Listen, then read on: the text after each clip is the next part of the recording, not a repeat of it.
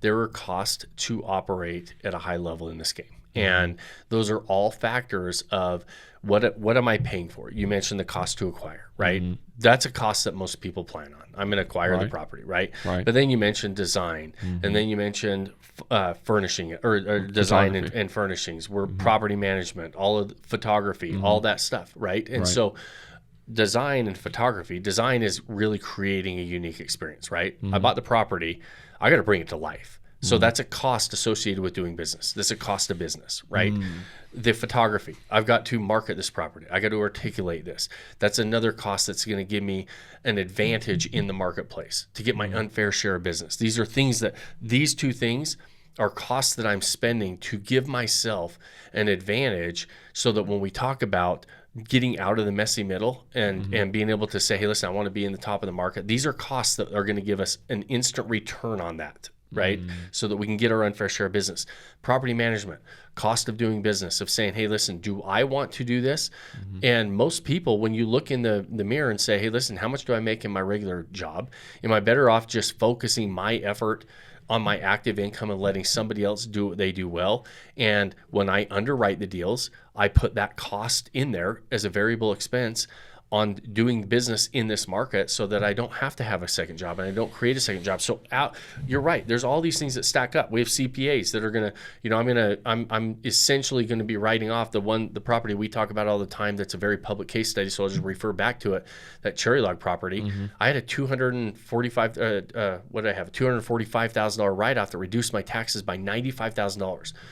I don't know how to do that. So I'm going to have a cost of a CPA that really does know how to do that and can make sure the T's are crossed, the I's are dotted. That CPA might cost me, $5 to $7 grand. Who knows, right? It's not an H&R Block for $300, right? You're not going to go there. Shout out, sorry, to H&R Block. It's my point is, it's not, you have costs involved in doing business, but is my return on that cost worth it, right? If I can spend $6,000 or $7,000 or $10,000 and be able to have a reduction of my taxes of $95,000 that I didn't know how to do, and I want to make sure it's done right, that's a pretty good return on that investment, right?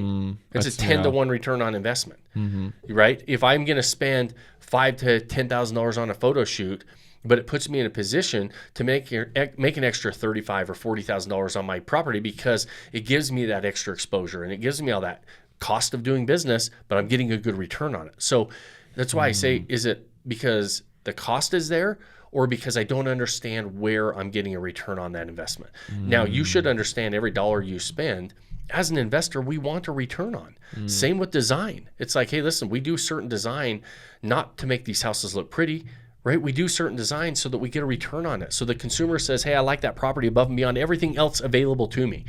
And so it's different, it's unique, it's personalized. I want it. And by the way, I'm willing to pay you more for it. So those costs that you're referencing and those things that you're talking about are what gives us the competitive advantage, that gives us an unfair advantage in these marketplaces to go say, hey, listen, so here's all these costs. You're right. It's capital intensive on the front end. It's a pain. It feels like at the first I'm only spending money, but I'm doing it so that I start to get a return on that for the long term, right? And so if my return on that investment is significant and it makes sense, I'm okay with the cost. Maybe you are, maybe you aren't. But that's where, when I look at a cost, I don't want a cost just to have a cost. I don't want to spend money to spend money like anybody else doesn't. But I'm willing to, if I understand the return I'm going to get from that, right? And so there are a lot of things that add up on the front end. The goal is to maximize these assets on the back end and maximize our return on all of those costs that we're putting into them. Man, I'm going to pause for a second. This makes me think, and it's a genuine question. Do you think, or I would think, and so do you think that entrepreneurs or people that build businesses would understand this more?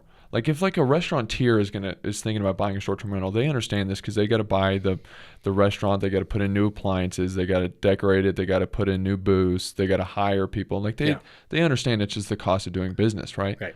Is that kind of what I would 100% agree. Okay. Yeah.